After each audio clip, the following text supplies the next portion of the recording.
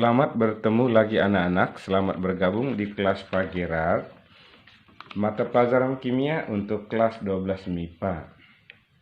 Pada pertemuan kali ini kita membahas materi tentang penurunan titik beku. Anak-anak, pernahkah kalian melihat atau menjumpai orang menjual es krim pakai motor atau sepeda? Mengapa es krim diletakkan dalam kotak berisi campuran es batu dan garam?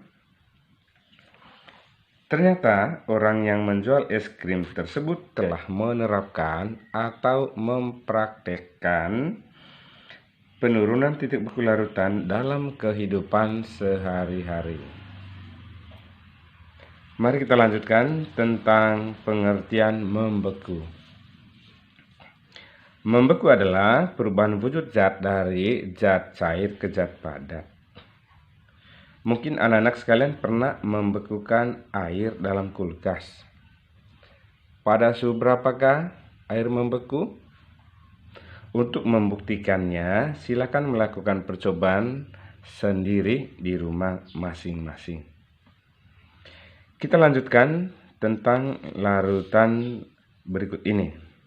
Ada dua jenis larutan, yaitu 100 ml larutan CONH2 2 kali 0,5 molal dan 100 ml larutan NaCl 0,5 molal. Larutan yang mana paling cepat membeku? Apa sebabnya? Untuk menjawab pertanyaan ini, anak-anak terlebih dahulu mengidentifikasi jenis larutan CONH2 2 kali dan NaCl. Yang mana tergolong zat non-elektrolit dan yang mana tergolong zat elektrolit. Jawaban pertanyaan ini nanti kita bahas pada sesi diskusi kelas setelah menonton video yang saya kirim sampai selesai. Persamaan menghitung penurunan titik beku. Yang pertama, larutan non-elektrolit, delta TF sama dengan KF kali M. Larutan elektrolit, delta TF sama dengan KF kali M kali I. KF adalah tetapan penurunan titik beku molal untuk zat pelarut. Air KF-nya 1,86 derajat Celcius per molal. M adalah molalitas larutan dan I adalah faktor Van Hoff. Untuk menghitung titik beku larutan, kita gunakan persamaan delta TF sama dengan T0F kurang TF. Delta TF ini adalah penurunan titik beku, T0F titik beku zat pelarut. Untuk air, T0F ini nilainya 0 kurang TF. TF adalah titik beku larutan.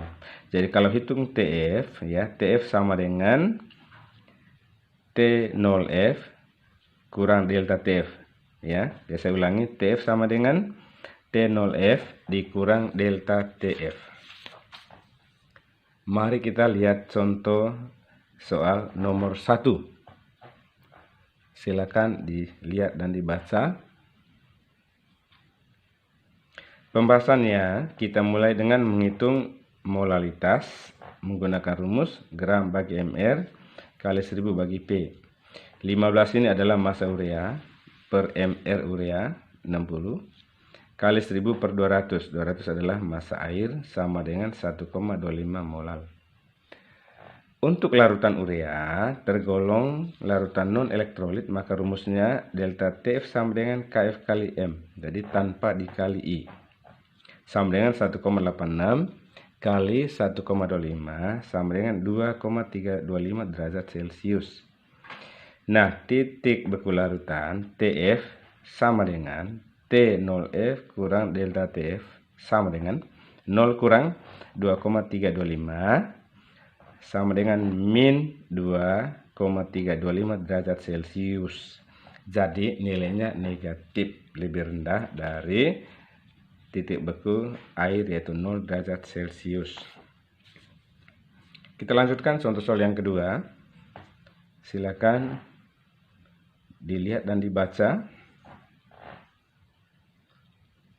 Pembahasannya kita mulai dengan menghitung mRNaCl 23 ARNa tambah 35,5 ARCl sama dengan 58,5. Untuk menghitung M-nya sama menggunakan rumus gram per mR kali 1000 per P ya, sama dengan 5,85. Ini tadi adalah massa NaCl bagi mR-nya 58,5 kali 1000 bagi 500. 500 ini adalah massa pelarut air sama dengan 0,2 molar. Nah, NaCl anak-anak dia tergolong larutan elektrolit, maka kita ionkan dulu NaCl-nya. Pengionan NaCl menghasilkan ion Na+ tambah Cl-. Nah, koefisien dari Na+ adalah 1, ini 1. Koefisien dari Cl- adalah 1. Maka N sama dengan 1 tambah 1 sama dengan 2. NaCl tergolong elektrolit kuat. Dan di sini anak-anak tak diberitahu nilai alfa, berarti alfanya 1. Maka I sama dengan N sama dengan 2. Delta TF-nya sama dengan Kf kali M kali I ya, sama dengan 1,86 kali 0,2 kali 2 sama dengan 0,744 derajat Celcius. Jadi penurunan titik bekunya sebesar 0,744 derajat Celcius.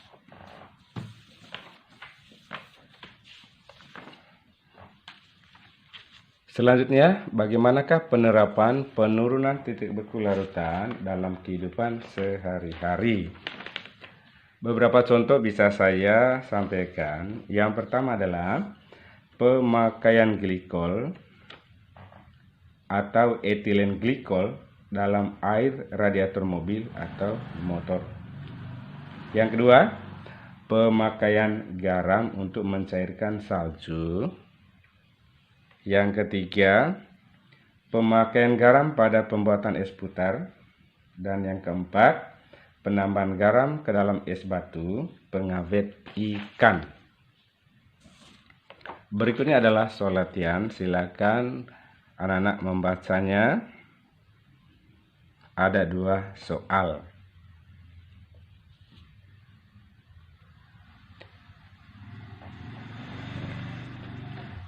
Silakan kirimkan jawaban Anda melalui WA ke nomor seperti ini. 0813 4591 8839. Apabila anak-anak kurang paham dengan penjelasan yang saya sampaikan, silakan bertanya melalui WA Group atau melalui email saya. Sampai di sini dulu pelajaran kita pada pertemuan kali ini. Atas perhatiannya saya ucapkan terima kasih, selamat belajar dan jangan lupa berdoa.